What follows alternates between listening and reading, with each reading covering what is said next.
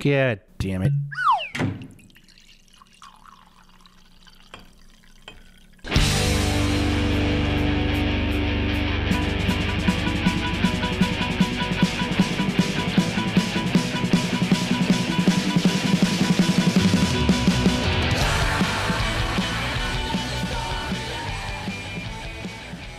Looks like everything's rolling. All right. Welcome, everybody, to another episode of Face the Truth. Happy New Year's. Sorry. I had to do it. That was really good. Yeah. Happy New Year's. Man, it's been a fucker of a year. I'm so happy that it's a new year. And so hopefully new means better. But you know what? At this point, nothing surprises me at all. I'm just looking forward to a better year. And so I hope that everyone had a safe and happy new year. This is being recorded just before New Year's, so hopefully everyone's still here by then. But I'm hoping for the best. All right, so cheers everybody to a happy new year. And I am really excited to start this new year off with a bang. I met this guy years ago, this guest here, had no idea who he was, and I think he was originally from Chicago or has ties to Chicago, and he like sent me a message and said, "Hey, I'm in town. I like your work. Let's get together and hang out." I was like, "Oh, cool. That sounds cool." Then I find out he's Don. he's the producer of some of my favorite movies when I grew up, Lion King and Hunchback and a bunch of on and on and on and on. And I couldn't believe it, and I was so honored that he reached out to me, and we had a great time, got some coffee and hung out and talked about art and different things. And he recently had a movie this year that he wrote and directed called Howard, which I started watching it, and it's really moving and touching, and we can talk about that. So anyways, I'm honored to call him a friend. And please, everyone, please welcome Don Hahn, and welcome to the podcast. This is going to be fun. Thanks, Jason. Thanks for asking me. It's a good way to start the new year.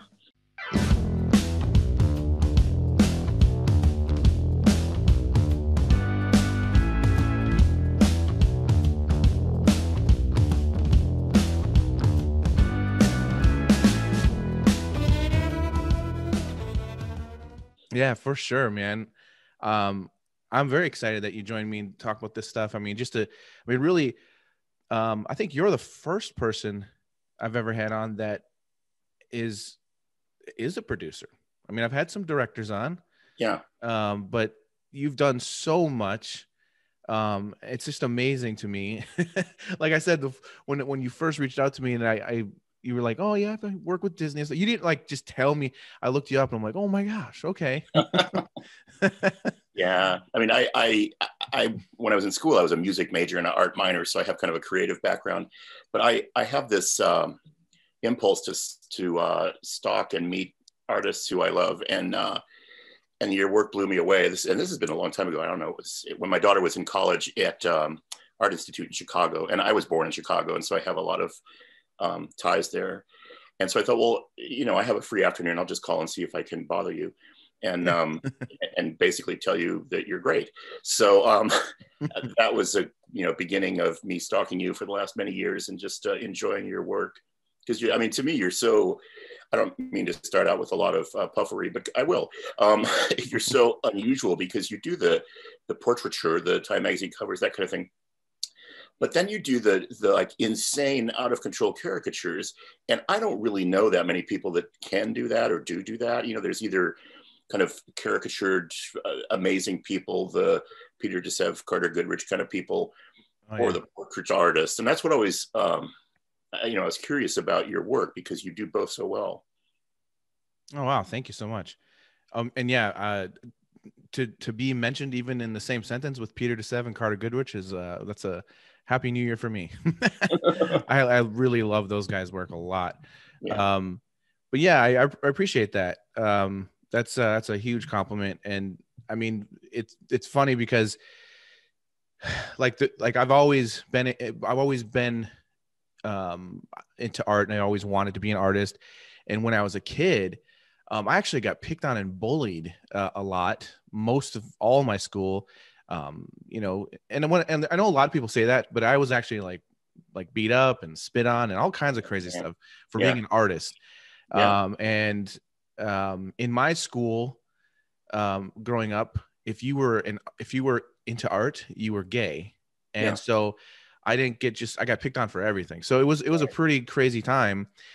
And I got picked on the most when I went through this period of time where I wanted to be a Disney artist. Like I was obsessed with Aladdin and Little Mermaid. Right. And I would just draw these characters, and I'd buy all the books. And so these, you know, kids that would pick on me are looking over and I'm drawing the Little Mermaid, you know, and then I'm like wondering why they're slamming my head into lockers and stuff. But like, so, so, I mean, and it just, my work just developed, you know, from there to where the caricature thing just kind of came natural to me. And then it is interesting because I do both the realistic type portraits, illustration work, and then the caricature work. But the way that it makes sense to me is because I wouldn't be able to render and draw the caricatures the way I do if I didn't understand how to draw portraits the way I do. Yeah. But it took a long time for me actually to break into the illustration world doing portraits, you know, because they just looked at me as, oh, he's the guy that does those silly caricatures. Yeah. But I'm really happy that now it's worked out, and cool that it's like reached out enough for you to notice and for different people, because I love so much that I get to do, you know, both. And then sometimes it opens up the doors for things that are in between, you know? Yeah, for sure. Well, a lot of people don't realize, like even the Disney artists that worked with were students of like Covarrubias and some of the caricaturists that were really popular back in the 30s. And their foundation was art school. You know, they did cartoons for a long time, but then in the 30s and 40s, when they started to do Pinocchio and Snow White, it's because the Depression was on and all these guys were coming out of art school, and they had formal art training. So they had life drawing classes every day at the studio, and they would bring in animals and draw them. And so it was really like foundational, straightforward, hard work art classes that turned into that kind of caricatured medium of animation. So a lot of times people think, you know, my son's a cartoonist or he can draw Pinocchio or something, but it's so much more than that. Like there's genuine anatomy underneath all those characters, and you have to know that. Yeah, some of the most amazing artists. Like I remember, like, gosh, 2006 or 7 or so, when the blog thing was everything. Everyone was blogging. Yeah. That's when I started doing my blog, and I was super dedicated to it. I was doing new art every day and trying to connect with all these different people. And I started like noticing, this is again before Facebook or anything. Right. Started to just see all these amazing artists, and the best artists I started becoming friends with and noticing out there were animators. Yeah. It was something that I never got to that point to you know, to go to school for it or anything.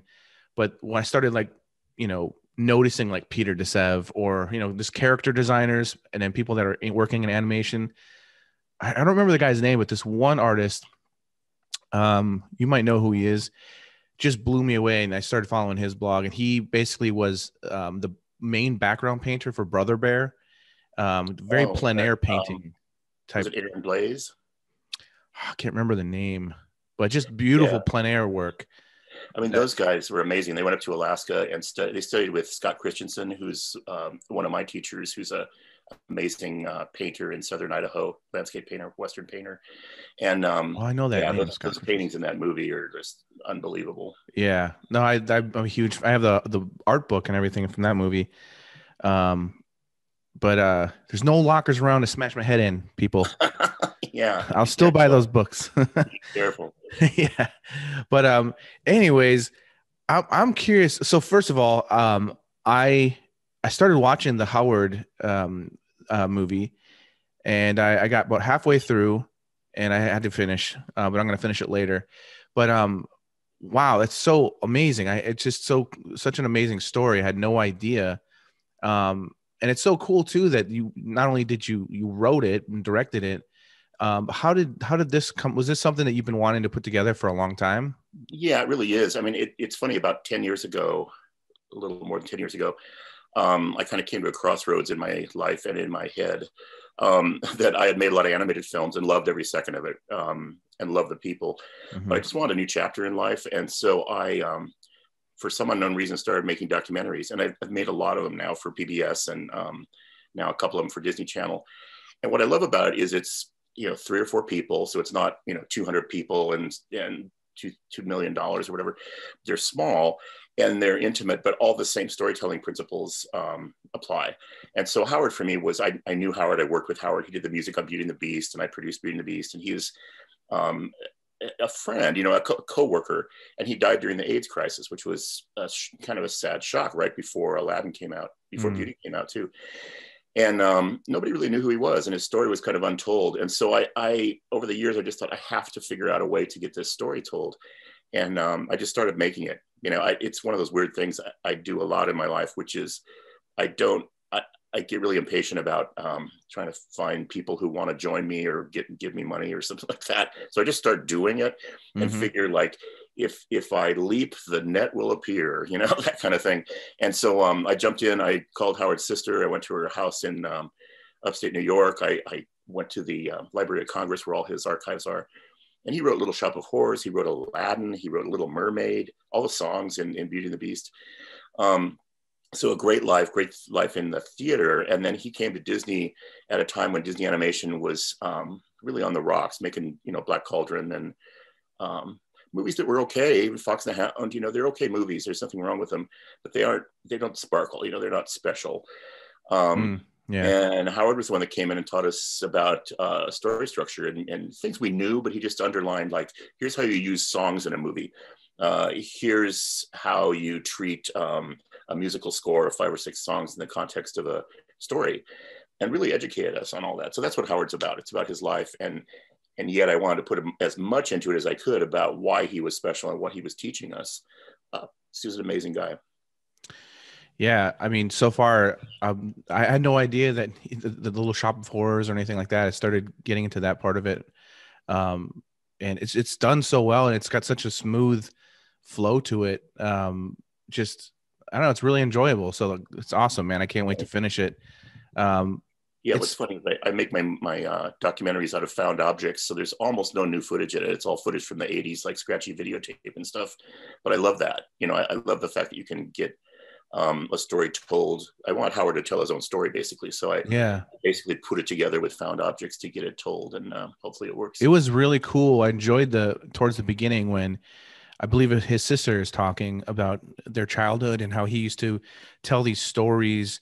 And then, but the visuals in that scene was so cool, like showing the little toy characters and on top of the mirror and all that stuff. It was just like visually just really pulls you into it. Great. It's awesome. Thank you. What brought you? I know you're also an artist. You do plein air, and you do a lot of digital plein air stuff lately. So you're obviously like interested in the arts, of course, but like, where did you get your start? Like, what pulled you into producing and getting involved with Disney? I was always a fan of Disney, like Disneyland and that kind of stuff growing up, as most people were. And I got a chance to get a summer job there right out of school. So when I was 20 years old, I went to work there. I had no idea what I was going to do. I figured I would be a musician or a teacher or something like that. I had no plans on being a producer. That's probably the last thing I would have thought of. But I was, when I started back in the 70s, because I'm very elderly, the guys that were still there were guys that worked with Walt Disney. So it was like this university for me. You could go up and talk to somebody who worked on Bambi and Cinderella, and you could see what they were working on. And so I was surrounded by all these kind of veteran artists. And then at the same time, a lot of new kids were coming in from Cal Arts and different places. So Tim Burton and John Lasseter and Brad Bird and all these guys were coming into the studio. So it was a really interesting mix of guys and girls in their 20s and guys that were 60 and getting ready to retire.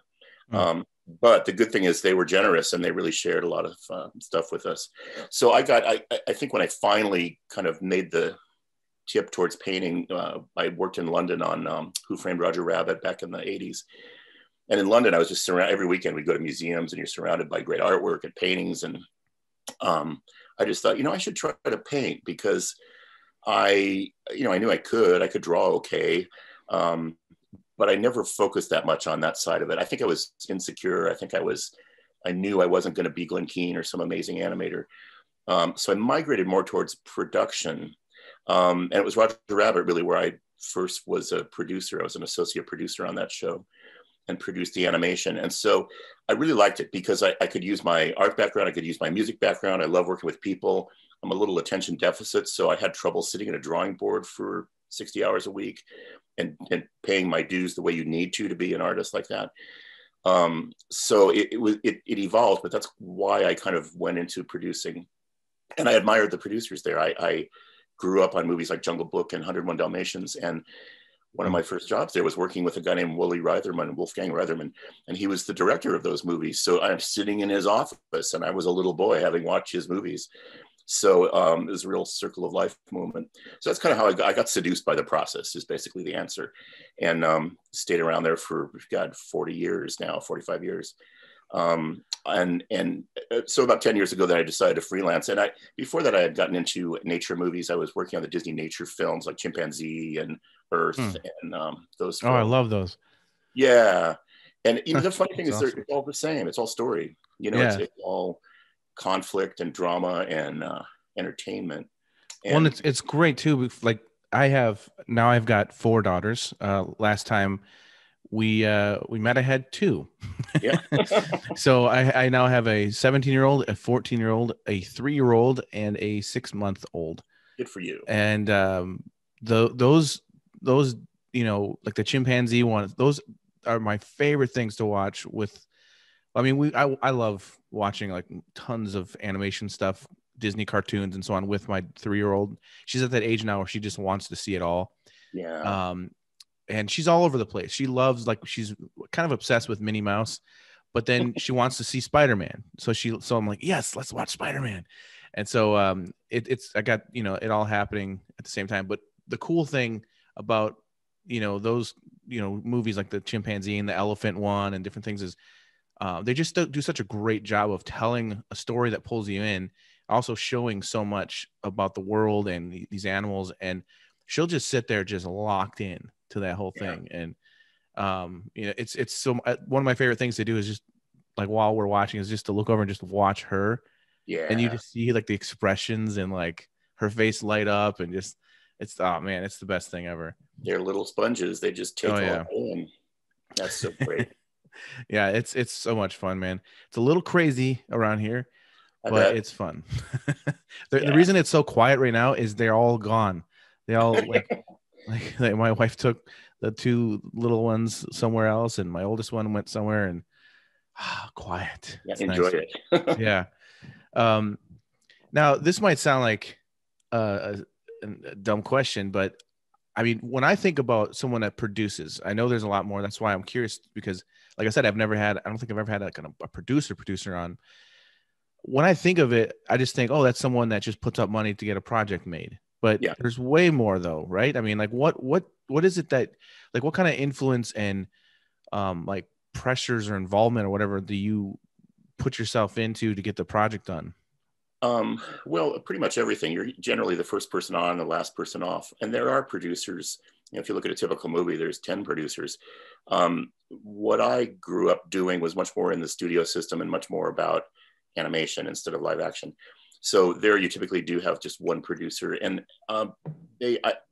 there's as many different kinds of producers as there are people. I was more of a creative producer, meaning I could do the budget and the money side of it, which I had to, and the schedules and the human resources, handling people and all that stuff, hiring people for a movie. But I also had to do the creative part of it, making sure the script and the story got developed and the directors were on board and the art director was hired and like putting a team together basically. So you're kind of like a coach on a football team. You're like assembling a team of people, making sure they play the game, but you're not out there calling plays and carrying the ball around. You're cheerleading more than anything. And that's what I liked about it. And that played into, a little bit of everything I could do and everything I thought I could do well. And I love supporting people, man. I got to work and still do with amazing artists, and to sit there and like watch Glenn Keane draw or watch, these guys do what they do. is breathtaking to me. And so to be able to support them and, you know, make sure they're working on a good movie with a good story and all that stuff has always been great for me. I've always enjoyed that. So you were involved with not only like basically getting the ball rolling with everything, but part of the casting and all that aspects of it as well, like making sure that they're casting the right people and okay. How, man, it just seems so to me this seems like so overwhelming and so like way more than a football coach. I mean, this is like, yeah. So what is that process like though? I mean, like let's say you're starting a movie, and how does it start for you? I mean, do you get like presented a script and then you're like, I want to be a part of making this happen, or do you step in after that process is already going? Or it's a little bit different on every movie. So on like on Lion King, it had been in development for a while. There were a couple of different drafts of scripts, and it was kind of in development hell. So when I came on to it, it was called King of the Jungle. Not too many people were working on it. And so it was really trying to go in and say, okay, what's this story going to be about? What are the main characters? And then how can we bring in some visual development artists to start putting art on the walls? And you just really want to paper the room with stuff to start out with, because that's what gets people excited about the movie. I mean, I think in a studio environment, people don't come in for the money. They're there because they want to work on their project.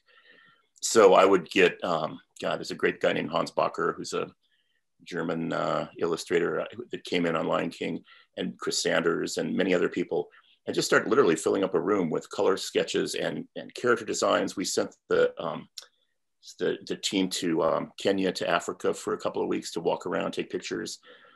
We sent the animators to the zoo. We brought in lions. So we built a lot of foundation, and that's typical on every movie. We did this on Beauty and the Beast. We went to the Loire Valley in France and drank wine and pretended we were French for a couple of weeks. So it's about pulling people in that are like-minded. They don't have to get along necessarily, but they're, great colorists, great character designers, great storytellers, and then giving them a foundation of drawing or research, all that stuff, and then starting to fill rooms up with artwork and work on the story. And story in animation, like any story, is like rock climbing. You just try to get a foothold on something. And for Lion King, it was that Circle of Life song at the beginning. We knew we had to have that, and we knew it had to establish Mufasa as this kind of regal king, and that everyone worshiped him, and this was a special day. And that's the first thing we animated. And we would show it to people, and they said, "Wow, is the rest of the movie like this?" And we said, "Yeah," and it wasn't. The rest of the movie was in shambles. So, but it allowed us to have that foothold to be able to kind of say, "Okay, here's what it could be," and then we had to catch up, And then the second foothold was Mufasa's Ghost. Chris Sanders storyboarded that and put it with some music from The Mission, some Morricone music, and that became a foothold. And so you start to piece together those things to be able to climb. Wow. So like when you guys put together the Circle of Life, did you already have Elton John involved? Yeah. Tim Rice was the first one on the movie. So when I came on, he was already assigned to it. He wanted to work with ABBA, which is really a weird choice, you would think. But he had worked with him on a movie. He did a Broadway show called Chess with ABBA and liked them a lot. And they're good guys and girls. And then they couldn't do it. And so he suggested Elton, who had never written a musical before. But Elton's gift was melody. And, like, he's amazing with kind of memorable melodies. But they didn't sound African. Like, we were going after like Paul Simon and Graceland album and Ladysmith Black Mambazo and these South African sounds. And so we started going, Elton John, like, that's not going to work. But that's when we pulled Hans Zimmer into it, and he was the magic feather. He came in and kind of made all those songs feel like they grew out of Africa. So that's what you do as a producer, though. You sit there and go, wow, Tim Rice is a great lyricist. So who do we get to write music? Elton John? Wow, I don't think that'll work. That sounds terrible. But then you say, well, what are we missing? We're missing the kind of Africanization of the music. So you say, well, who can we get to do that? And Hans had just finished an album, a score for a movie called Power of One about South Africa and Nelson Mandela. And and he was the right fit. So you're just like building this puzzle all the time without a picture on the box, you know, and you're saying, well, we're falling apart with color over here. We need a new colorist, or our character designs are boring. Who can we bring? Like on Atlantis, we brought in Mike Mignola, people from the outside to say, we don't want this to look like a typical Disney movie. Who can we bring in to give it a fresh face? So that's what I do. That's interesting. That's a lot. that's a lot to, especially on such a huge production like that. That's got to be pretty overwhelming. I mean, I can imagine, like, just like, for example, even just getting that one song and that one scene, and then knowing that nothing else is really working yet. Yes. That's got to be insane. You know, one thing that I always think about, I tried to tell my daughters, you know, the new Lion King came out, which was enjoyable, and it was pretty cool to see it basically more alive. Yeah.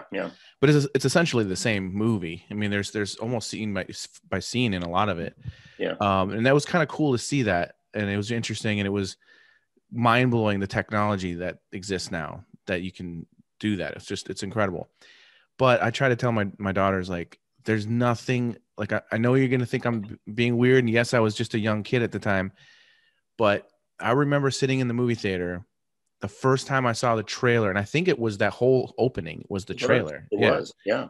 And I remember I'd just be sitting in the theater. I don't remember what movie I was there to see, but that trailer came on and I was like, what is going on?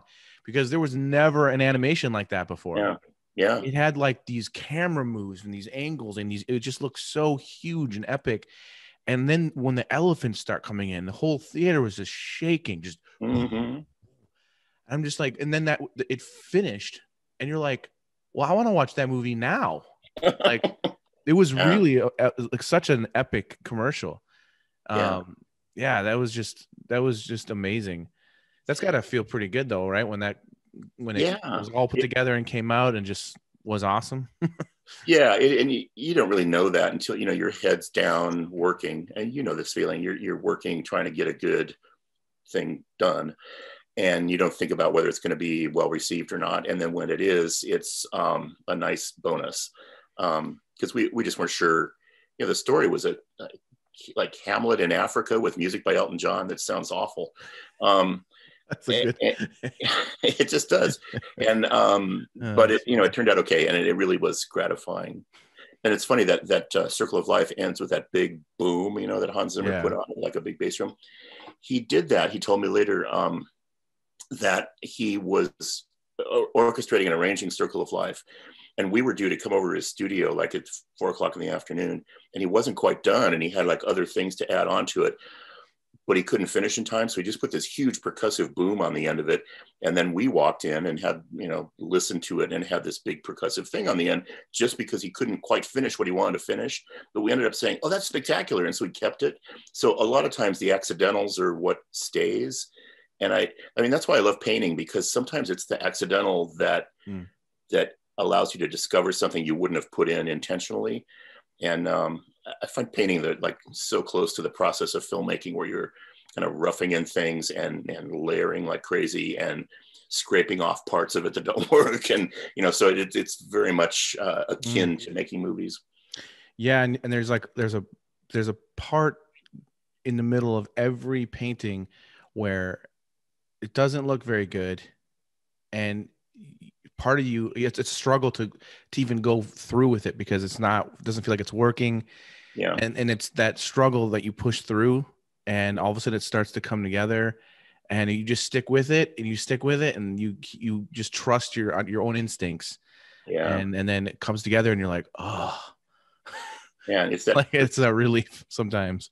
It's that persistence that they don't teach it in school, but that's the thing. And like, I crash a lot of paintings. I don't, you know, everybody does, but I don't show anybody the ones I crash.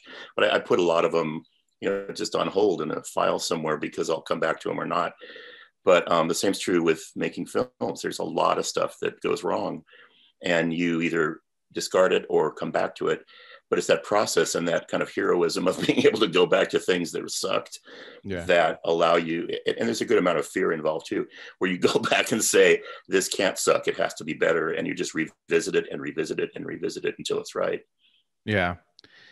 Has there been projects that you've worked on that you like, you're committed to it, you're working on it, you don't feel so great about it, and then when it does come out, it just does really well, and you're kind of like surprised a little bit? I mean, or do you never have that, like, I'm not going to let this thing even out there? Yeah, you do. I mean, I did Emperor's New Groove, and it was really a wild ride. It started out as a pretty dramatic piece, and we changed directors, and Sting was writing the music on it, and it wasn't coming together. And then the new director, Mark Dindal, who's amazing, made it more of a comedy and brought in David Spade, and it became what it is. And we just weren't sure if that would do anything, but we thought it was really funny. And it didn't do it. The studio didn't know what to do with it or how to market it. And so it came out and did okay. But now, like 20 years later, it's kind of a cult movie and people love it. So the test of time is you just don't know. Like movies like Fantasia and Pinocchio were box office bombs a long time ago. And Nightmare Before Christmas was, it didn't make a lot of money. Yeah, when I can't even believe that. But it's crazy. It was ahead of its time, and now it's a perennial. It's out all the time. So you really don't know. I mean, you try your best and you try to get the best people you can, but you have to rely on the studio for marketing it. And I work a lot with the studio to try to get good marketing materials. Like we had on Maleficent, we had Angelina Jolie. Well, that's the marketing material. You just put her everywhere, and you want to go Angelina Jolie in leather with horns. I'll pay. What you want? Well, you want my money? Here it is. So she's the one that made that movie. What do you mean? There's no script? We don't need a script. You don't need it. It's Disney's first silent film in like 50 years. It could have been. It's funny that movie, the first movie was, I started out with approaching Tim Burton with it. And I went to Tim's place in London. I don't know what he was working on, but I held up an old Mark Davis drawing, the amazing Disney animator of Maleficent. And I said, Walt Disney's Maleficent. And he grabbed the drawing out of my hand and put it up on his board. And he said, okay, I'm in. And so he threw a number of things he couldn't do it. And there were some scheduling problems. But it doesn't take a lot if the idea is right. And Angelina was not on board at the time. So then I got Linda Wolverton, who wrote Beauty and the Beast, to come in and write. And Linda's an amazing researcher and really immerses herself in Celtic folklore and all that stuff. And so the first half hour of the movie, when it was done, it was a backstory about Maleficent. And you see her as a kid, you see her as a teenager, you see her getting into trouble with her parents. And then half hour in, Angelina Jolie shows up. And we tested it, and the audience was like, yeah, it's pretty good. But they didn't want the first half hour. They're just like, where's Angelina Jolie? Like, we want to see her. So we cut the first half hour out of the movie and put it on the floor. And so the movie starts with Angie flying around.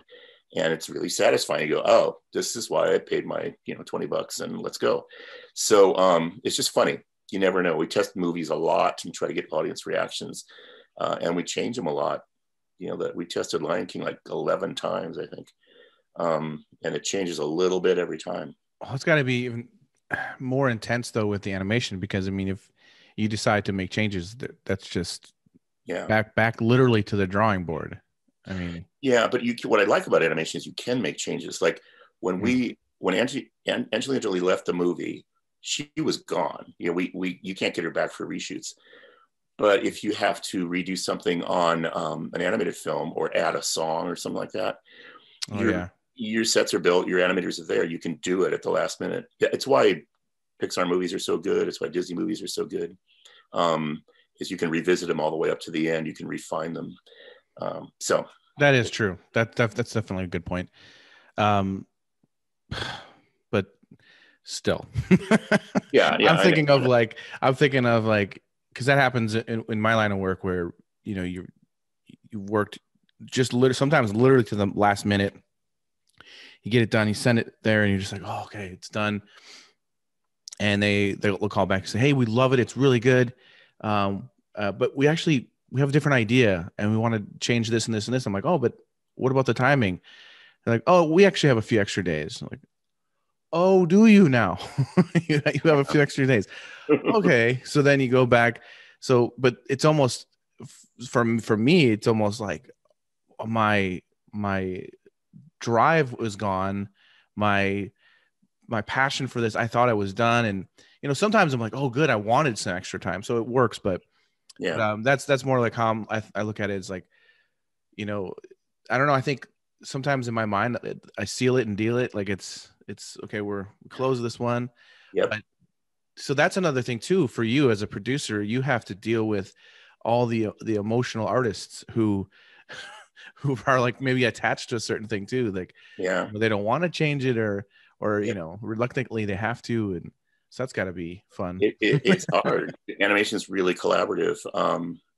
Yeah, we have, movies and painting for that matter, any creative project has an energy about it. And in film, and it's a momentum business. So you want to keep that momentum going and the energy going, and then you crew up with people and they're excited about what they're doing, and you try to keep that going. I did the live action Haunted Mansion movie with Eddie Murphy. And I'm proud of it, but it's not the greatest movie I've ever produced. It is something where we had tremendous energy. Like, we built these awesome sets, and we had Eddie Murphy, for God's sake, and we had this great story, an iconic attraction at Disneyland. So the energy going into it, and when we started filming, was really good. And somewhere in the middle, we went off the rails internally, story-wise. We started to make some changes, and there were dominoes, and it just started to lose its energy. And that feeling was just awful, because you're trying to keep it, but you're also trying to be honest with your casting crew by saying, hey, we're screwed here because this story point isn't working or whatever. So I don't know, the best thing you can do is just be honest with people and say, we tested the movie and nobody liked it, or we tested the movie and we need to do this or that. Or we're halfway through shooting and it's not coming together, we need to add a couple of days, or whatever the truth is always going to work. And people are used to that. But it's kind of what you said about painting. Like, you get to that part where it should have worked. It looked good on paper. The sketch was nice. The rough end looked good. And then at a certain point, you can crash it or not. And the other thing that happens, maybe this happens to you, is at a certain point, the movie starts to tell you what it wants. Like you start to rough it together, and it starts to say, oh, this is a comedy, it's not a drama. Or this character that you thought was secondary is now a really principal character. Like Pumbaa and Timon was that way. They were kind of friends of Simba, but they became really primary characters in that story. So you have to just keep your eyes open and say, okay, we thought the movie was this way, or the song or the painting or the recipe, and it's turning out to be needing a little more cilantro and salt. You just have to ride it along and make adjustments. That's interesting. It's like, so when you're talking about The Emperor's New Groove, that I love that movie. Yeah, me too. I mean, if I remember correctly, it came out around 2002 or 3 or something like that. 2000. It's 20 years old this year, so I think it came out 20 years ago this month. Oh wow, okay. So I remember I used to watch it when my daughter is 17 now. I remember just I think we bought it on DVD, and just that was one of those movies that was on repeat, just constant repeat. And to this day, it's still one of those things where, like, one of us in the family will go, llama face, Yeah. And like we'll just like do lines from it. Or just the other day, whenever we're driving in the car and we get off a highway, or we're getting on and we do a huge loop, I always go, Yzma, put your hands in the air, and everyone in the car goes like this, Yeah. But it's hard for me to imagine that movie was originally a drama. It's hard to imagine that it could have ever been anything else. And David Spade was pulled in later. I mean, because he steals that movie. He steals the movie. So funny. The original director was Roger Allers, who was brilliant and did Lion King and many other films. Brilliant guy. But he had in mind something of like an Incan folklore thing about a young peasant boy who ropes the sun. So it's like the lowest of the low human beings ends up saving the day kind of story. There's some beautiful artwork. I mean, the art director is amazing on that movie. And they went to Machu Picchu and studied and did all the things you do. And then when they screened it, it just started to fall flat. It seemed a little self-serious. So as a result, it was done really quickly. Because there was no time left and the deadline wasn't moving. And with a new director, it just went in a new direction. And the story crew on that, the writer, Dave Reynolds, is amazing. He used to write for Conan O'Brien. He wrote Finding Nemo. So he was great. The story sketch artists in the room, Chris Williams, Jeff Ranjo, all those guys were amazing. So the energy was fantastic and never went down. So you went into it with kind of this comedy, let's do a comedy. We don't have any time. This is what it has to be. And then you always ask like Spade to improvise because he can do that great. So he and Patrick Warburton, who did Kronk and all that stuff, you just ask them to bring something to the stage as well when you're recording. So that was one where the energy built as opposed to Haunted Mansion where the energy kind of drained. It's so funny. I mean, that's one thing I was going to ask is if David Spade was, because I mean, it's just so him. Like it's the lines he's saying, like I love how he's roasting everybody in it. Like he's insulting, and it just sounds like David Spade, like how he is. Yeah. And then like there's that one scene with the Crunk guy where he's like got the bag over and he goes against the wall and he goes, like where did that come from? Like that's like who thinks of these things, you know? Yeah, the story guys. That movie is just such a great movie, and I love the flow of it because it is one of those movies that it seems like it's only 10 minutes long or something. Yeah, like it's fast and funny. Yeah, it's a great movie. And another movie, I don't know if you had any involvement with this one, was Home on the Range. Yeah, okay. I worked on it for a while. Yeah, that movie is so funny to me. It seems like a really underrated movie that, like, a lot of people I talk to, they're like, what? And I have the art book of that movie as well. I just enjoy that movie so much. I love it's like there's something about it's the design, like the character design, the landscapes. It's got such an amazing look to that movie. It really does. Yeah. That's something I really admire too, is the art directors and colorists that work on these movies. Like, I don't know if you've watched Soul yet, the Pixar movie. Yeah, I just watched it. Yeah. You know, it's just, they're doing things in that movie, just forget about the story, but just artistically that are really interesting. And, but that's storytelling too. You know, the way you color it, the way you kind of manipulate emotions with color and music and all that stuff is very much a part of the process. But yeah, Home on the Range is, so many movies come out and they're soft, or they open against Home Alone and nobody, you know, that kind of thing. Rescuers Down Under is another movie. It opened on the same day as Home Alone, so that they're screwed. And so it creates a thing like, well, that wasn't a good movie, but time kind of adjusts that, thankfully. You know, you can recover from those things over time. And that's a lesson that's taken me a long time to, you know, deal with. Like Hunchback of Notre Dame we were always afraid about the French and the handicapped community. We thought they're going to kill us. You know, the French is a treasure of literature. It's about a handicapped protagonist.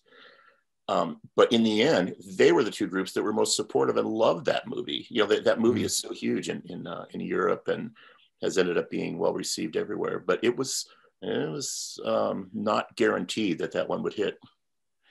Yeah, that's what I'm saying. Bringing it all back is the producer part. To me, it sounds so complicated. There's so many different things that you have to, you know, I don't know. I mean, it's crazy though, because that's another thing I wanted to ask is there's got to be that pressure too, just because, you know, you want it. I mean, just like any time as artists that I just accepted a project today that's a little strange, but I'm excited about it because it's I'm gonna have to kind of mimic someone else's style of art, like Renaissance style of art. And it's a political type piece, but it's going to fit perfect with the article, what they're talking about, and it's going to be interesting, me mixing my style with that. And right now I'm like at the very beginning stage where I just got the job and I'm just thinking about how I'm going to do it. And I decided I'm going to try to make it look as much like those Renaissance images as possible. And that's going to be the fun challenge, to try to bring it to life that way. It is. Like if you did the same thing over and over again, it wouldn't be a pretty exciting life. But to get a job like that's fantastic. what it does is like you you take on these jobs and you've got like this hope and this direction and this vision in your mind. And the goal is, okay, I want to stay above water long enough to see it through, to get it to the right way. But like, then it doesn't, especially if I imagine like with film and with all the different things that come together that you have to do with, there's got to be a lot of pressure because, like, for example, and I'm not trying to be shitty, but I just saw the new Wonder Woman movie. Yeah. And me too. Holy moly. My opinion, holy moly. I'm wondering, like, what happened? Like, where, I wonder that sometimes with certain movies that get made, that when there's millions and millions and millions of dollars behind it, and you've got all these people on board, you've got huge stars, you've got all this kind of stuff. Sometimes what I'm curious about is how does it get past the storyboard process when, I don't know. I was, God bless him, but I was disappointed in Wonder Woman as well. I just thought, just kind of a missed opportunity. I loved the first movie. Yeah, me too. But it's sometimes studios feel like, oh, I have a star, I have a known piece of intellectual property. So if I do the Tom and Jerry movie or a Scooby-Doo movie or something, it's going to be a big hit. And that's not always the case. I mean, occasionally there's like the Lego movie, which was fantastic. Yeah. And you would think that would really suck because who wants to see a Lego movie? or a movie like Ratatouille. That's the worst idea for a movie ever. Let's put rats in a kitchen. But you have Brad Bird and he does something really special and really human. So there's a lot of fear involved. And like there's a studio expectation, but then you have to be true to yourself and say, okay, what do I see in this? And what can I bring to this? Like your, Renaissance painting thing. It's like you do your homework, you lay your foundation, you start to, get ideas and do sketches on it. And eventually you find something that really speaks to you. And it's the same, but there's a great deal of fear involved. I think that people don't realize it. Yeah. I would be, it's the same thing. Like I'm a huge Star Wars fan, and I grew up with the originals, and they mean a lot to me. It's connected to the point of whenever I watch the originals, I think of my grandma and grandpa. Like there's so much like emotion put into. There wasn't DVDs at the time. There wasn't stores you could go rent things. So my grandma and grandpa had cable. We couldn't afford cable. My grandma and grandpa did, and they would record Star Wars. So anytime I went to my grandma's, I got to watch Star Wars. Oh, that's great. And they were in different orders, and they were kind of crappy, because the tape and everything. But so I've got like this emotional connection to it, and then the prequels came out. And I'm one of those people that was severely disappointed in those, because I felt like that's not my Star Wars. Like there's something weird. And I remember that's been like 20 years now since those came out.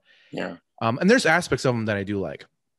But that's when my mindset started to think about movie things a little bit more. Like I remember thinking to myself, like, wait a minute, there's storyboard artists. There's things like, for example, let me give you an example. So at the very end of The Revenge of the Sith, when Darth Vader becomes Darth Vader, that was my favorite movie of the prequels, because Darth Vader is one of my favorite characters. And I was like, let's get to the point. I want to see Darth Vader. I don't need to see him, crying because he killed sand people and everything else. Kill more sand people and don't cry about it. Anyways, but at the very end, when he rises up and he's just like, you're like, okay, that's awesome. That's really cool. And then he's like, where's Padme? And he's just like, you seem to have killed him, and then it just, I remember being in the theater and just being like, why? Where he just goes, no, like this, and he breaks off and he's all stiff and his leg breaks off and he starts and he's like, and I just remember thinking, why did you do that to Darth Vader? And in my mind I was thinking, you've created this character that has had me like entranced and captivated for my whole childhood, And now it's a cartoon. Yeah. Yeah. And I right away I was like, how did this get past the storyboarding? How did that part? Because right now, and I was with my wife and my ex at now, but I was with her and a couple friends, and right away we're in the car on the way home, and I'm like, I don't understand. I got so intense, and I was like, all it would take is listen. I just rewrote I rewrote it right now, and it's way better. Check this out. He wakes up, they put the mask down, the stuff comes out. You hear that? It's like, oh, that's awesome. Maybe some of the dark music starts to come up, and he goes, "Where's Padme?" You have that voice, and then he says the same thing. It seems in your anger you killed him, and then he doesn't say anything. He just goes, and that's all you hear. And things start crumbling and flying across, and the Emperor has to leave the room because things are flying over, and it's just intense and it's scary. Maybe there's guards in there, and he crushes them. They die. Mm-hmm. And then that's all you need. That's all you need. You don't need him to go, no. Yeah, I mean, give the audience some credit. It's like the audiences are smart, and they can fill in the blanks, and it's a lot better to produce some restraint. And I think you should actually reshoot that ending that way. That would be really good. It's just funny because I mean, now, like, even since then, like, I've gotten to meet a lot of different artists, and I've talked to different people that have worked for Lucasfilm on different things, and we've had laughs about certain things. But just in general, I've got friends that are storyboard artists, and so I always think that way. I'm like, wait a minute, how did this get past that point? Like, this is a really bad idea. Yeah. But it's funny. I could be wrong, but I think like a lot of live action movies are real director driven, and sometimes the studio is afraid to give the director notes, or the director won't listen to the notes or whatever. And it's, I mean, nobody knows nothing. So a lot of times you get directors who are fantastic, but maybe they weren't challenged enough. I think, it happened. This is a terrible thing to say, but I think on the Cars movies at Pixar, John was, who's a brilliant artist. By the time he got to Cars 2 and Cars, they started to get fat and were too long, and they weren't as crisp as the other Pixar movies. But people weren't challenging him in that way. And I think we all need that. We all need somebody to say, wow, Don, that really sucks. Yeah, for sure. And I really look for people like that. I think that is, I think George Lucas is, as much as I respect him, I definitely think he's you can't say no to, you can't say anything. You can't say no to him. Yeah, I don't think so.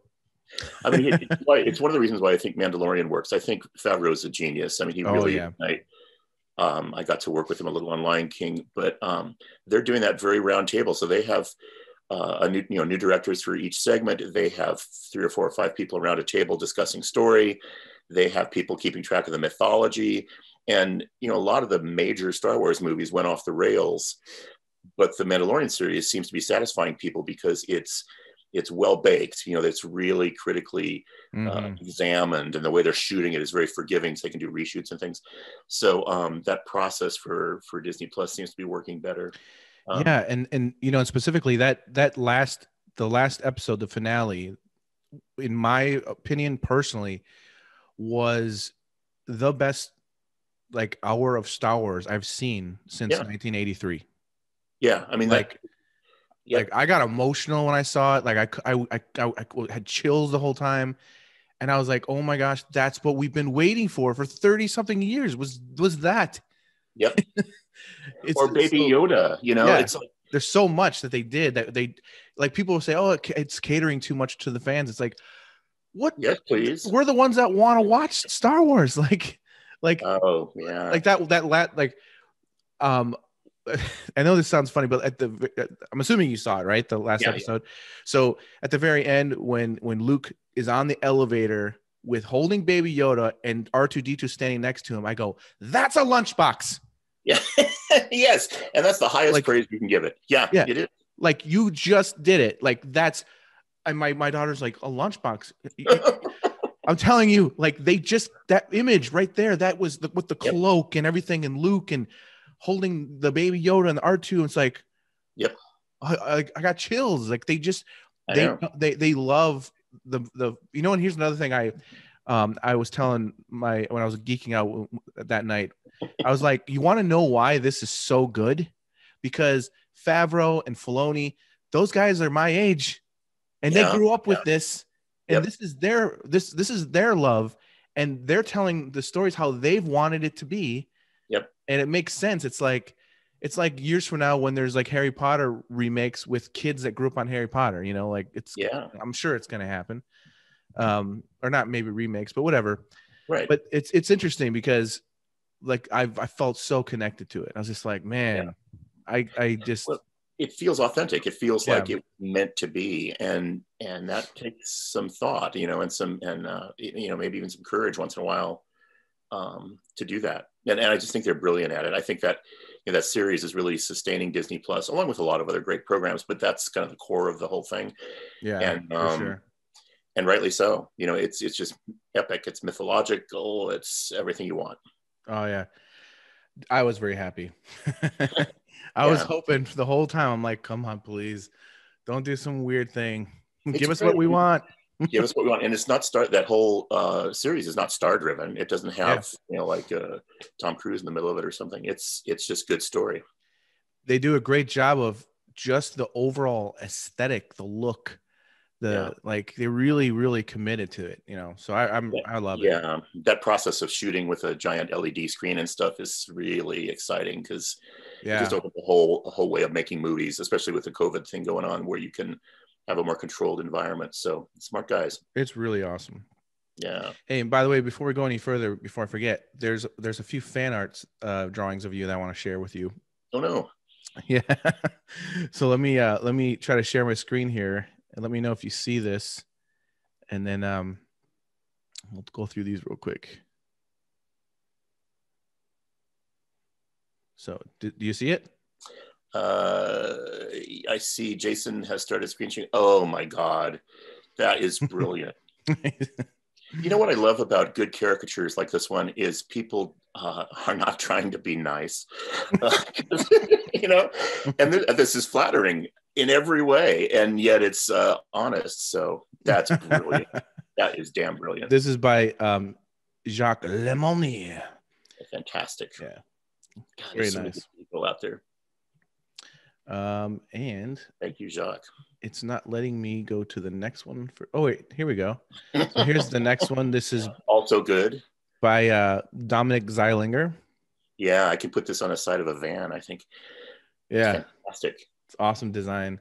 It's awesome. I love it. And this is by Waleed Shahab. That is brilliant. See, I mean, God, you know, one thing is there's always been great talent in the film business and, you know, illustration and stuff, but the talent right now is so exciting, you know, again, as a producer director, to be able to look out in the world and find people like you or people, you know, like these guys, it's just exciting as hell. Yeah. Well, and it's fun. Like I think this is the last one, actually. This was, oh, by the way, there might be some more because we decided to do this one day earlier. So there might be a couple, and I'll try to add them if they come in. Great. And then I'll just have to pretend to be you and be like, oh, how dare you? Or something. Yeah, exactly. Thank you. It's fantastic. But yeah, it's cool because, you know, I've been doing this. I'm going into my third year now doing the podcast. Really? And I believe you're like episode 116 or 17, I think. I can't remember which one. But it's really cool because this part of it was I thought, oh, it'd be great to give fans a chance to show my guests their work and get their work out there. And it's kind of just a cool way to get more. And I've had a lot of people send in their drawings, and some people, these guys send almost every time. And it's cool just even watching them change and explore, push their styles. From guest to guest. And then I get so many submissions from just not American, like from all over the place. And it's just a cool thing. It's like, this is so crazy. I'm sitting here in my apartment in Chicago and I'm getting like really cool drawings sent from Africa and all over the place. And it's pretty awesome. That's the best. Yeah. Well, the great thing you do is kind of open up and teach, or at least share what you do. Like I've watched a lot of your segments about the Time magazine cover, and how you approached it and kind of your rough underdrawing and how you laid it in and everything. And I end up learning from it because it's that level of granularity of letting somebody share like that. And there's a lot of that out there right now, but it's so cool what you're doing, to be able to share what you do. Well, thanks, man. I feel like I do. It is kind of interesting because I've had people ask me, or other artists, like, why do you do that? You're giving away your secrets. I'm like, it's not, I'm just helping. Like, besides, if someone were to do exactly what I did, doesn't mean they're going to do exactly what I do. No. Only I can do what I do. And they're going to do what they do. And, but I look at it like there are so many artists that I look up to that I wish that they had stuff like that. Like if Rockwell had like a how-to step-by-step thing, oh my gosh, I would love to see that. Or Leyendecker, or like, oh my God. Yeah. Or Carter Goodrich. Yeah, for sure. It's those guys who, I don't know. They're so gifted, and it's I don't think nobody's trying to hide their secrets necessarily, but it's just time in the end to devote to that kind of teaching is really generous of you guys to do. Yeah, it does take a little bit. I'm actually starting a Patreon thing soon. Good. That I'm hoping people will like, and it's gonna be, it's basically gonna be, if you're a patron, you're gonna get lots of cool extra stuff. Like, I'm gonna be doing a few hours of video a month that only patrons can see. So it's gonna be just me drawing and painting, hanging out in my studio with me. And it's never going to be seen anywhere but there. And then I'm going to like provide high res images that they can have, the actual files and stuff. Yeah. But I just think that's kind of a cool way to like connect with fans and also make a little extra cash to help put food on the table. Yep. And it's so valuable. It's so valuable because there's only so much you can teach in a classroom situation. And especially now that we're all kind of locked down for the present future, it gives us a kind of insight into, what you do and how you approach it. And I don't know, like I said, I learn a lot from you, so I appreciate it. Well, man, I'm like I said, I'm honored that you even like my work. So thank you. Oh yeah. Do you have, so I know obviously we are locked down and everything, but do you have anything coming up that you can talk about, things that you're working on or putting together, or is there things on lockdown there as well? They are, yeah. I'm in Los Angeles, and it's pretty bad out here actually, but we're all safe and dealing with it. I'm doing a lot of reading and looking at things. I'm trying to find interesting styles for animation. I feel like CG animation is a modern miracle, but a lot of times the styles get kind of stuck in the mud and all the movies start to look the same. So, and even, whether it's from DreamWorks or Sony or whatever. So like when the Sony Spider-Man movie came out, I was really excited because it was different and it looked good. It was a really good movie. Or when, the Cartoon Saloon guys in Ireland just did Wolf Walkers that's on streaming right now. It's really interesting and really stylized.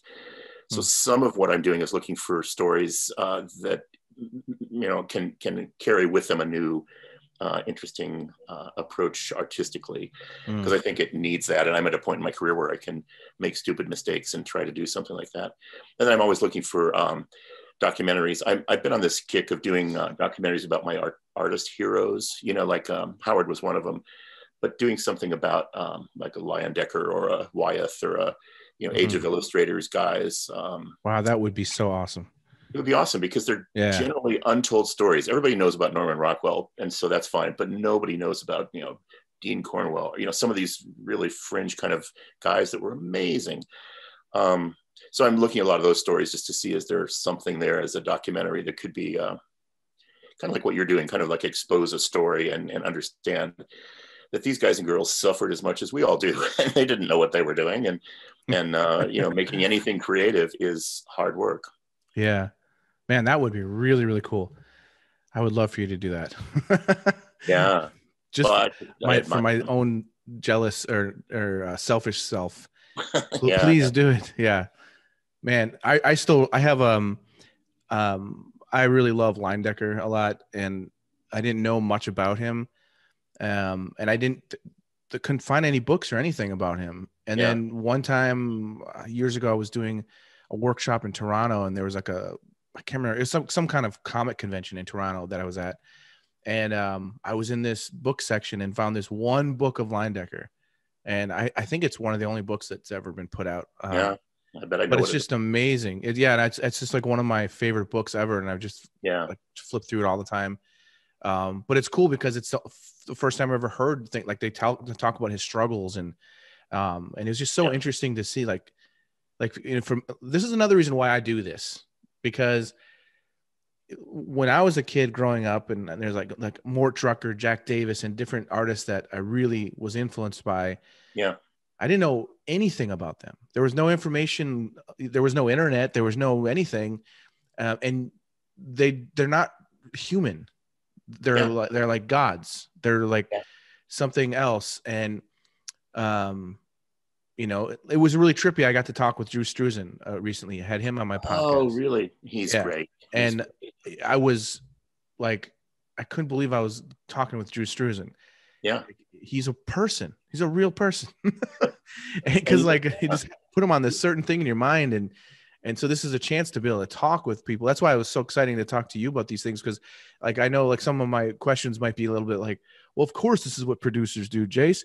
But it's like, for me, it's like, hey, I don't get to talk with the producers of all these other things. So it's pretty interesting to hear your perspective. Like, just, I don't know, it's exciting. And I really appreciate you taking the time to actually share, because it's like, it's the inside baseball thing is exactly why I do this, because I think it's encouraging for people, to be able to hear the reality of things. And it is like, it's cool to hear from you that you guys had Lion King. You just had that one part and that was it. And it's just like, hey, because it takes a leap of faith to, it does. And you realize like, I'm lucky to work with great artists. And I think that's, I understand that, but I'm also a human being and vulnerable and put my pants on one leg at a time. And, there's such a mystique about the industry that is not necessarily true, especially now, man, animation's booming. There's so many studios doing animation and making film, and so much appetite for that. That's actually an amazing time to work in the film industry. And so like a few years ago, I produced Frankenweenie, the Tim Burton movie, and I've known Tim for a long time, and he's another genius. And we needed some designers, and I went to Creative Talent Network, that thing in Burbank that Tina Price does. But I looked around and I found somebody who was just out of school, and she was just out of like an art institute in San Francisco, I think. And she had a great portfolio and it's just perfect for it. And so I said, hey, I'm going to hire you. And I put her in a room with the art director over at the studio with Tim and all that. And so she's like working on it because she was the right person for that job.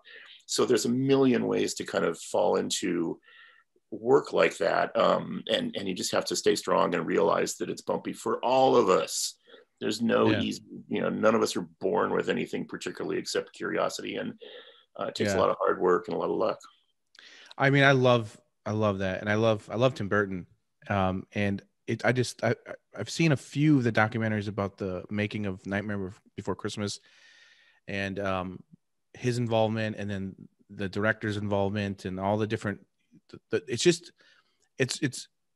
you see the movie as a package, as a final product. And it's just amazing. It's a work of art. It's so beautiful. I fell in love with the movie right away when I first saw it. But then when you see the behind the scenes and everything that it took, it's a miracle that it ever happened. Yeah. It's and all done in an analog world. It was shot on film. Yeah. There was no, like, by the time we got to Frankenweenie, you could shoot on a Canon SLR into Dragon software. And if you made a mistake, you could edit it on your computer. None of that existed back then. So it really is a miracle. Yeah. It seemed so stressful. It seemed like insane. Yeah. Well, anyways, we do it. If it wasn't stressful, it's like sports, I guess. I'm not a huge sports fan necessarily, but you play baseball or football or whatever because it's stressful and you want to, break through that stress and grow and all that stuff. It's kind of the same thing. Yeah, I guess it's true. Like, I mean, I've thought this before as an artist that if, sorry, getting a phone call. I've had this as an artist. This thought is that, and I truly believe this, like if we if we had it all figured out and if it was easy, would we be doing it? Because I mean, I think part of it is that I don't know if it's like an adrenaline rush or a bunch of endorphins going into your brain or whatever it is that you're just like, you know, I don't know if I can do it, you know, and it's a little bit, there's something about that challenge that keeps you interested, or at least keeps me interested. That's part of the reason why I never paint the same way, basically twice. Like I don't have a set formula.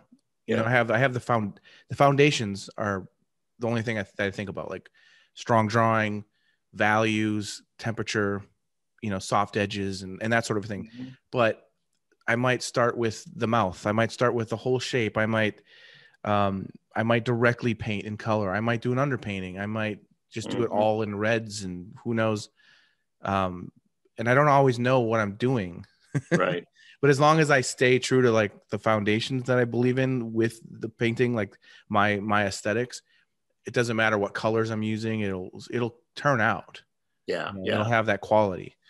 But that's what I meant about the leap of faith thing, is like, you have to, I think, have enough confidence in yourself and believe enough what you can do. Otherwise, you know, there can be, you know, I used to have, like, earlier in my career, I bite off way more than I could chew. Mm-hmm. But I wouldn't be where I am if I didn't do that, you know? Yep. I mean, I think that's healthy. It's scary, but I've done the same thing. I tend to dig a big hole and then jump into the bottom of it and see if I can get out. That's been my whole life. Yeah. And most of the time I get out, but that's how I grow and how otherwise I get really bored really fast, you know? So it's just a more exciting, you know, like, I'm lucky to have the life I have, because I can't say I'm good at everything or that I'm a great, you know, filmmaker or painter or anything, but you go back at it, you know, you go back at it every day, hoping you'll find something new and interesting and fresh. And that's why we do it. Well, that's awesome, man. Thank you again so much for joining me for this. My pleasure. It means a lot. And it's a great way to start off the new year. And thank you everyone who submitted the artwork. Yeah. And thank you for supporting. And I just want to say something real quick too, because I keep getting messages, and I'm just going to try to promote this from every episode if I can. But I do teach classes. Check out schoolism.com. I have 2 classes there. And I also have a bunch of tutorials on gumroad.com/jasonseiler. I have a brand new, hour and a half or so tutorial of me painting Humphrey Bogart from my favorite movie, Casablanca, or one of my favorite movies. And it's all done on Procreate on my iPad Pro. So it's kind of it's the first time I've done a full painting on the iPad Pro like that. So anyways, check that out. And thank you for supporting the podcast. And I guess we'll see you guys all next year. Or it will be next year. It is next year. It is next year. Yeah. We'll see y'all guys on the next episode. How about that? Thank you so much. And thanks for joining me, man. Pleasure. Real pleasure. You want answers? The truth shall set you free. I think I'm entitled. You want answers? I want the truth. You can't handle the truth.